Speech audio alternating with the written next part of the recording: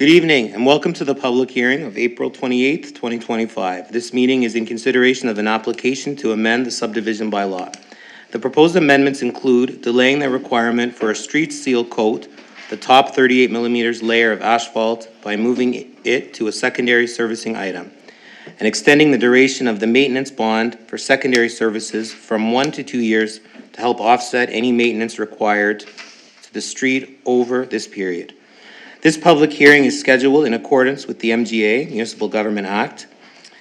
We're going to open the floor to comments from the public, and you will be asked to provide your name and address prior to speaking. You will have 5 minutes and one opportunity. You are being live streamed and recorded, and we ask that you be respectful of others' people's opinions. And your questions will be directed to the moderator. Any correspondence received prior to 4:30 p.m. on April 25th has been logged. A public hearing allows the public to provide input to council. Council will not be making decisions at this meeting, and council will have the opportunity to seek clarification from the development officer after the presentation. This is the public's last opportunity to provide submission to the council prior to decision making. A public hearing is called a minimum of 14 days after first reading, and the recommendation to council was presented and first reading occurred. Only those members who are present at this meeting may vote on this matter before this public hearing when it comes before council for second reading. So I call this meeting to order. I know we do have we are missing Councillor Andrew. I don't have any regrets from him, but we do have quorum. So we'll get Director Shoup to walk us through these proposed amendment changes to the subdivision bylaw. Thank you. Thank you very much, Mayor, and good evening, Mayor and Council, members of the public. So I'm going to step us through fairly quickly in good order, but it's a fairly quick presentation. Just to, first of all, to describe how we've gone through this process. So the application was actually on behalf of the town, so it was our own internal request to make some adjustments to the subdivision bylaw. And that started back on January 13th. And the major impetus for this was to make sure that our policies and our practices match up properly. So the wording changes that have been included are to that effect.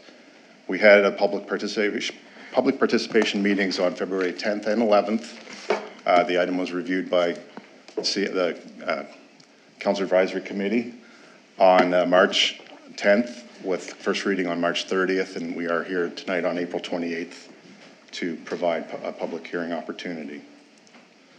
Just to note that I've not heard of any inquiries from residents on this matter since the public participation meeting. So we're looking at the subdivision bylaw, and the subdivision bylaw is a regulatory framework that governs how land within town can be subdivided into smaller parcels or consolidated, and go the other direction as well. Its purpose is to ensure that land subdivisions are conducted in an orderly, fair, and sustainable manner in alliance with the town's goals and long-term planning objectives. The proposed amendments are specific to subdivision applications that would result in the creation of town-owned infrastructure. And we're looking at some distinctions here which are defined within the subdivision bylaw. Primary services, which include, these are the current definitions, which include sanitary, sewer, storm sewer, water systems and hydrants, water service pipes to the street line and the street itself. Secondary services currently include concrete sidewalks, sodding, graded area between the curb and the sidewalk, street lights, sign standards with street sign names and walkways.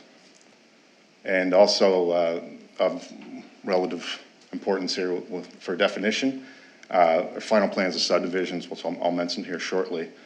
So a final plan of subdivision legally divides a single parcel of land into multiple lots, establishing legal boundaries and ensuring proper servicing and compliance with municipal regulations. It's a legally binding document that is registered at the local land registration office. So the plan must be prepared by Nova Scotia land surveyor and requires assessments from various departments or agencies as determined by the development officer.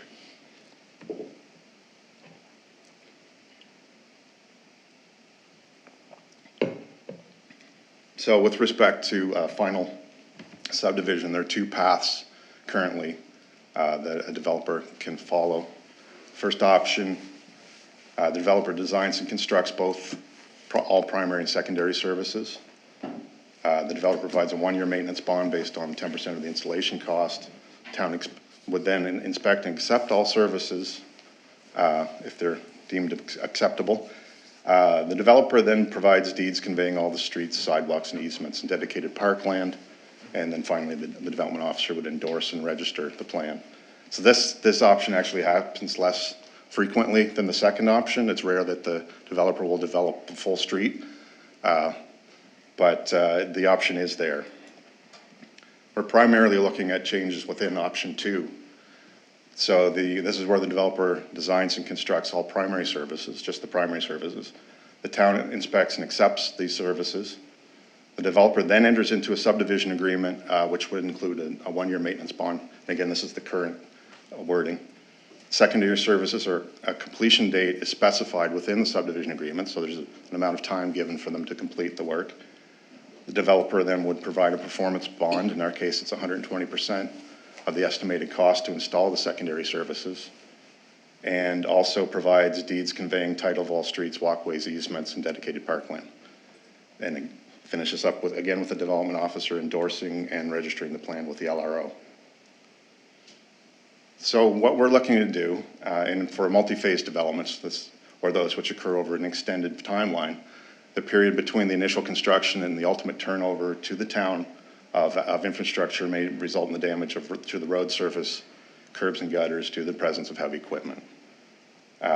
This damage then becomes the town's cost and responsibility to repair. So one of the proposed amendments seeks to delay the requirement for a street seal coat, which is the top coat of 38 millimeter layer of asphalt, by moving it into secondary servicing. And the hope then is that when the town takes over the road, that it's in a better overall condition by moving it over. Staff also recommends that the maintenance bond, this is the second item, be extended to 2 years, where it's currently 1, to help offset any maintenance required to the street over an extended period. So these are the actual amendments themselves, the proposed amendments. So there are a couple of definitions that we're looking to amend. And for primary services, again, I won't read the whole full thing this time, but we accept the seal coat from the primary services, and you can see that's an M, and a definition Q, we move it down to as a secondary service. Also, in part 7.2, the maintenance bond is here described as for covering both installation of primary and secondary services for 2 years.